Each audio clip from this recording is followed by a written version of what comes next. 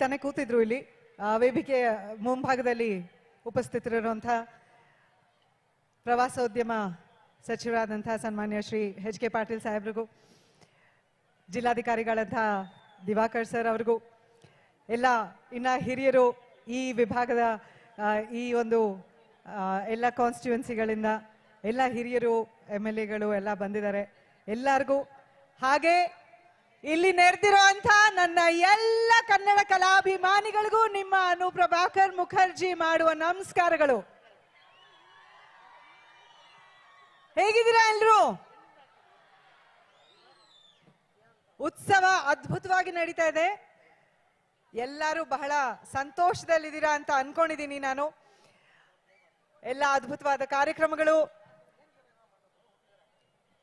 ಕರ್ನಾಟಕದಲ್ಲಿ ಯಾವುದೇ ನಮ್ಮ ರಾಜ್ಯದ ಯಾವುದೇ ಭಾಗಕ್ಕೆ ಹೋಗ್ಬೇಕು ಅನ್ನೋ ನಾನು ಬಹಳ ಖುಷಿ ಪಡ್ತೀನಿ, ಸಂತೋಷ ಪಡ್ತೀನಿ. ನನ್ನ ರಾಜ್ಯವನ್ನ ನನ್ನ ಎದೆ ಮೇಲೆ ಇಟ್ಕೊಂಡು ಓಡಾಡೋದು ನಾನು. ನನ್ನ ರಾಜ್ಯ ಆಗ್ಲಿ, ನನ್ನ ದೇಶ ಆಗ್ಲಿ. ಆದ್ರೆ ಮುಖ್ಯವಾಗಿ ಪ್ರವಾಸೋದ್ಯಮದ ಒಂದು ದೃಷ್ಟಿಯಿಂದ ನೋಡಿದಾಗ ಹಂಪಿಗೆ ಬರೋದು ಬಹಳ ಬಹಳ ಇಷ್ಟ ನನಗೆ. ಈಗಾಗಲೇ ಸುಮಾರು ಸರಿ ನಾನು ಹಂಪಿಗೆ ಬಂದು ನಿಮ್ಮಂತೆ ಒಂದು ಟೂರಿಸ್ಟ್ ಆಗಿ ಆರಾಮಾಗಿ ಇಲ್ಲಿದ್ದು ಸುಮಾರು ದಿನಗಳ ಕಾಲ ಗೈಡ್ಗಳನ್ನ ಕರ್ಕೊಂಡು ನಿಮ್ಮ ಇಡೀ ಅದ್ಭುತವಾದ ಹಂಪಿನ ಬಹಳ ಆರಾಮಾಗಿ ನೋಡಿ ಎಂಜಾಯ್ ಮಾಡಿರುವಂತ ಒಬ್ಬ ವ್ಯಕ್ತಿ ನಾನು. ನಾವು ಬಹಳ ಹೆಮ್ಮೆ ಪಡಬೇಕಾಗಿರುವಂತಹ ವಿಷಯ, ಯುನೆಸ್ಕೋ ವರ್ಲ್ಡ್ ಹೆರಿಟೇಜ್ ಸೈಟ್ ಅಲ್ಲಿ ನಮ್ಮ ಹಂಪಿ ವಿರೂಪಾಕ್ಷ ಟೆಂಪಲ್ ಸೇರುತ್ತೆ. ಬಹಳ ನಾನು ಪ್ರೀತಿಯಿಂದ ಎಂಜಾಯ್ ಮಾಡಿ ನೋಡಿರುವಂತಹ ಊರು ನಿಮ್ದು. ಕಳೆದ ಬಾರಿ ನಾನು ಹಂಪಿಗೆ ಬಂದಿದ್ದು 2020ರಲ್ಲಿ. ಆಗ ನಮ್ಮ ಪ್ರೀತಿಯ ಅಪ್ಪು ಅವರು ಅಭಿನಯಿಸಿದಂತ ಜೇಮ್ಸ್ ಸಿನಿಮಾನಲ್ಲಿ ನಾನು ಅಭಿನಯಿಸಿದ್ದೆ. ಆ ಸಿನಿಮಾದ ಚಿತ್ರೀಕರಣಕ್ಕೋಸ್ಕರ ನಾವು ಹಂಪಿಗೆ ಬಂದಿದ್ವಿ. ತುಂಬಾ ದಿನ ಹೊಸಪೇಟೆನಲ್ಲಿದ್ವಿ. ನನ್ನ ಹೃದಯಕ್ಕೆ ಬಹಳ ಹತ್ತಿರವಾದಂಥ ನೆನಪುಗಳು ಅವು, ಅಪ್ಪು ಅವ್ರ ಜೊತೆ ಇಲ್ಲಿ ಕಳೆದಂಥ ಕ್ಷಣಗಳು. ನಾವೆಲ್ಲರೂ ವಿಜಯಶ್ರೀ ಅನ್ನೋ ಒಂದು ರಿಸಾರ್ಟ್ ಇದೆ, ಅಲ್ಲಿ ಸುಮಾರು ದಿನ ಇದ್ವಿ ಶೂಟಿಂಗ್ ಮಾಡುವಾಗ. ಆ ಸಮಯದಲ್ಲಿ ಬಹಳ ಒಂದು ಸುಂದರವಾದ ಘಟನೆ ನಡೀತು.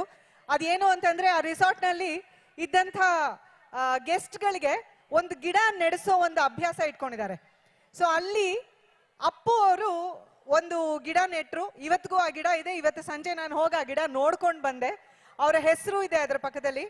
ಅದರ ಜೊತೆಗೆ ಅಪ್ಪು ಅವರು ನೆಟ್ಟಿರೋ ಗಿಡದ ಪಕ್ಕದಲ್ಲೇ ನನ್ನ ಮಗಳು ನಂದನ ಒಂದು ತೆಂಗಿನ ಮರ ಸಸಿನ ಕೂಡ ನೆಟ್ಲು.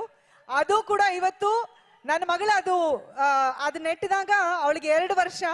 ಇವಾಗ ನನ್ನ ಮಗಳಿಗೆ 6.5 ವರ್ಷ ವಯಸ್ಸು. ಇಷ್ಟುದ್ದ ಆಗಿದೆ ಆ ತೆಂಗಿನ ಮರ. ನೋಡಿ ಬಹಳ ಬಹಳ ಸಂತೋಷ ಆಯ್ತು.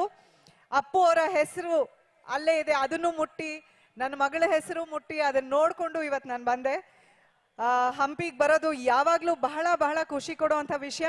ಮುಖ್ಯವಾಗಿ ಕನ್ನಡ ಅಭಿಮಾನ ಎಲ್ಲಿ ಹೆಚ್ಚಾಗಿರುತ್ತೆ ಅಲ್ಲಿ ಕಲಾವಿದರು ನಾವು ಹೋಗೋಕೆ ಇಷ್ಟಪಟ್ಟೆ ಪಡ್ತೀವಿ. ಯಾಕಂದ್ರೆ ನಮಗ್ ಬಹಳ ಮುಖ್ಯ ಅಂದ್ರೆ ನಿಮ್ಮ ಚಪ್ಪಾಳೆ, ನಿಮ್ಮ ಶಿಲ್ಲೆ. ಅದಕ್ಕೋಸ್ಕರನೇ ನಾವು ಬದುಕೋದು.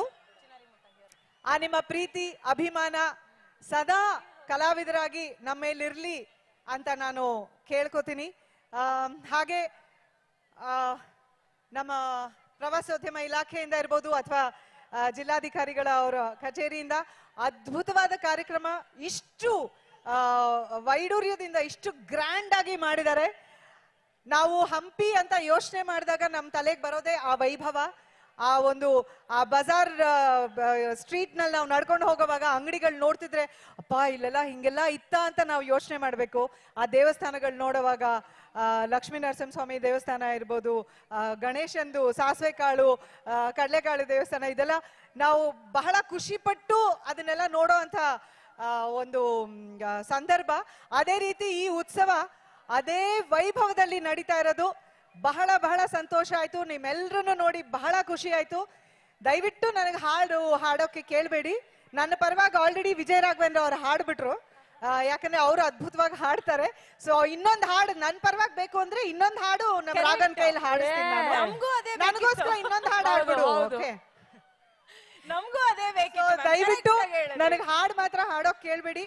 ನಾನು ಹೇಳೋದಿಷ್ಟೇ, ಹುಟ್ಟಿದರೆ ಕನ್ನಡ ನಾಡಲ್ಲಿ ಹುಟ್ಟಬೇಕು, ಮೆಟ್ಟಿದರೆ ಕನ್ನಡ ಮಣ್ಣಲ್ಲಿ ಮೆಟ್ಟಬೇಕು ಅಲ್ವಾ? ಸಿರಿಗನ್ನಡಂ ಗೆಲ್ಗೆ, ಸಿರಿಗನ್ನಡಂ ಬಾಳ್ಗೆ, ಸರ್ವೇ ಜನ ಸುಖಿನೋ ಭವಂತು ಅಂತ ಹೇಳಿ ನನ್ನ ಮಾತು ಮುಗಿಸ್ತೀನಿ. ನನ್ನ ಪರವಾಗಿ ವಿಜಯ ರಾಘವೇಂದ್ರ ಅವ್ರು ಹಾಡಾಡ್ತಾರೆ. ಎಷ್ಟು ಸೊಗಸಾಗಿ ಮಾತಾಡಿ ಎಷ್ಟು ಒಂದು ಸುಂದರವಾದ ಕ್ಷಣಗಳನ್ನ ನಮ್ ಜೊತೆ ಹಂಚ್ಕೊಂಡ್ರಿ ನೀವು. ನಿಜವಾಗ್ಲೂ ಅಪ್ಪು ಸರ್ ಬಗ್ಗೆ ಎಲ್ಲ ಹೇಳಿದಾಗ